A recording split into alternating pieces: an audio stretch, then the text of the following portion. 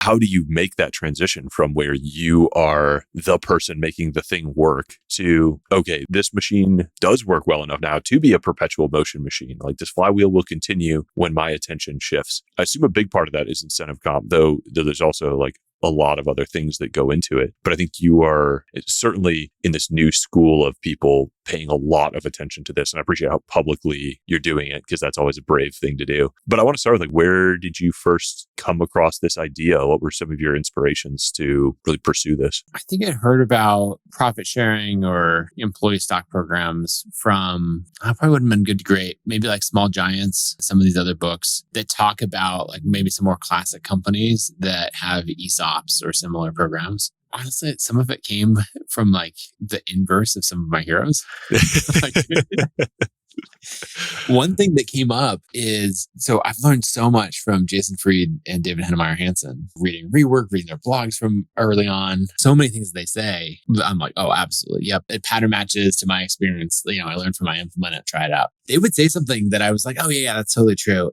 And then I was like, I don't think that's true. I think the opposite might be true. And one thing that they would say is they talk about why they don't do equity. And they'd say like, oh, equity in a private company that's not going to sell doesn't have value. And it's like, that's right. We're building this for long term. We're not going to sell the company. It doesn't have value. I shouldn't give out stock options. At the time, I had given out equity to an early team member who had joined when we were 2K in MRR, taking over all engineering. And then he had stayed with the company for exactly 2 years. And in those 2 years, we'd scaled to 500K in MRR. And he had led product and engineering through all of that. And he's like, look, I want to move on to other things. He'd done like a Y Combinator startup before. And he's like, I like these 2-year chunks. He's like, I don't want to manage teams. Talking about how equity doesn't have value. Well, I was in the process of buying back millions of dollars of equity from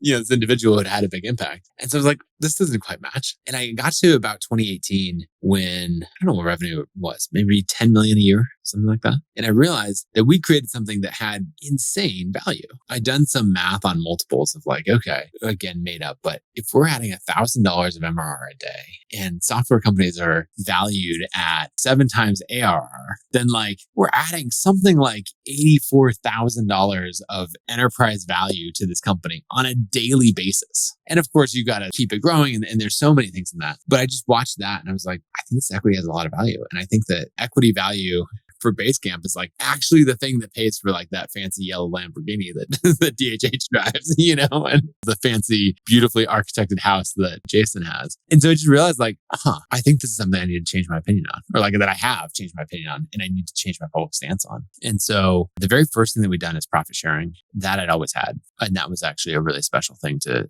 roll out.